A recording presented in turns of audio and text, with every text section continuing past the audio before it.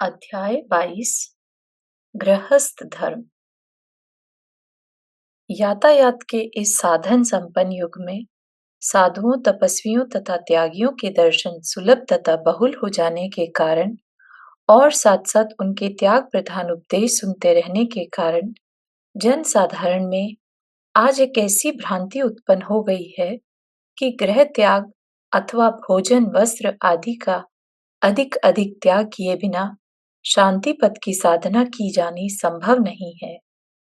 भक्त जनों से प्राप्त साधुओं तथा त्यागियों की पूजा, प्रतिष्ठा, ख्याति व प्रसिद्धि देखकर पूर्व संस्कारों की वासना से मन में जो लोकेशना जागृत होती है, वह इस भ्रांति को बल प्रदान करती है और भोले भाले व्यक्ति इस जाल में उलझकर अपने जीवन को नष्ट कर डालते हैं।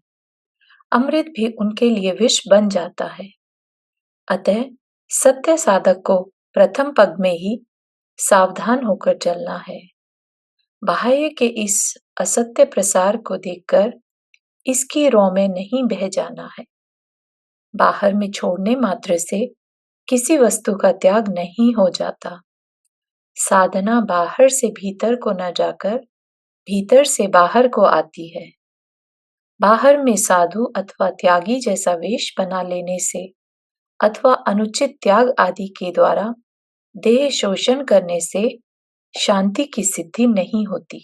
विपरीत इसके कृत्रिम तथा भावना शून्य होने के कारण इस प्रकार का वेश तथा त्याग जीवन का भार बन बैठता है।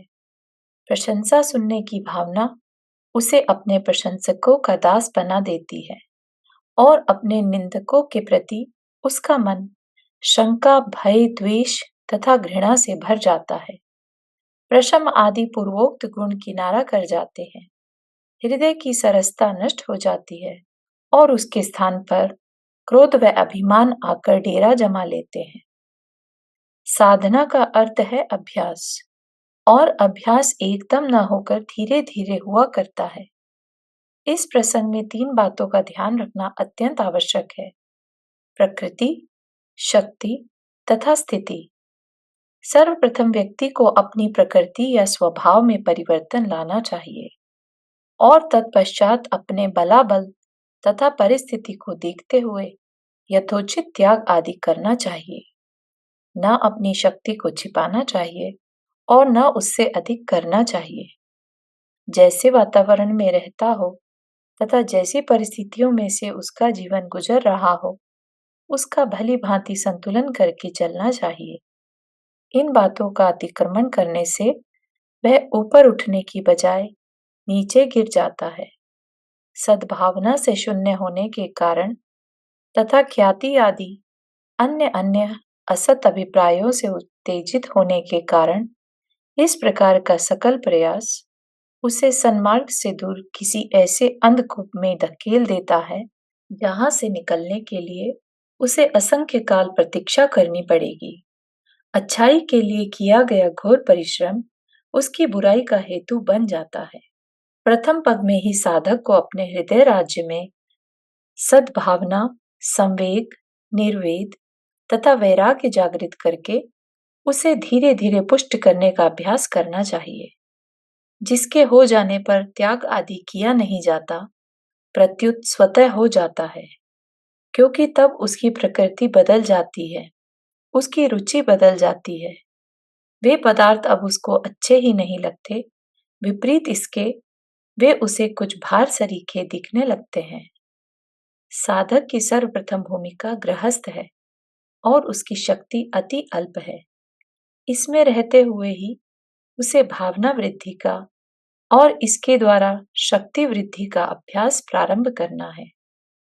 लोक दिखावे से दूर रहना है। इसलिए जो कुछ भी करना है गुप्त रहकर करना है, केवल अपने भीतर तथा अपने लिए करना है, और यही है एक गृहस्थ के योग्य संवर तत्व। अपनी अपनी प्रकृति, शक्ति व स्थिति के अनुसार अनेक प्रकार से प्रारंभ किया जा सकता है यह अभ्यास। तथापि अनुभवी पुरुषों ने इस विषय में 6 बातें बताई हैं: देव पूजा, गुरु उपासना, स्वाध्याय, संयम, तप व दान।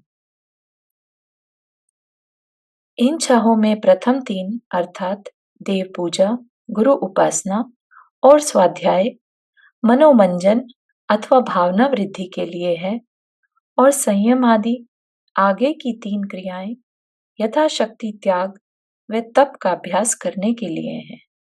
इन छहों का अभ्यास करने से साधक श्रावक आदि की क्रम उन्नत भूमियों में प्रवेश पाने की योग्यता जागृत कर लेता है।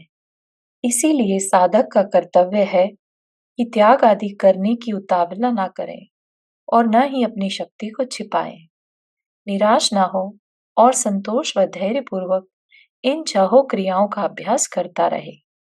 इनका विस्तार तो आगे क्रम से किया जाने वाला है, परंतु यहाँ इतना बता देना आवश्यक है कि इन क्रियाओं में देव प्रतिमा आदि का अवलंबन संवर नहीं है, प्रत्युत समता भाव के उस अंश का नाम संवर है जो कि इसके सत्य आलंबन से धीरे धीरे चित्त में उत्पन्न तथा परिवृद्ध होता जाता है।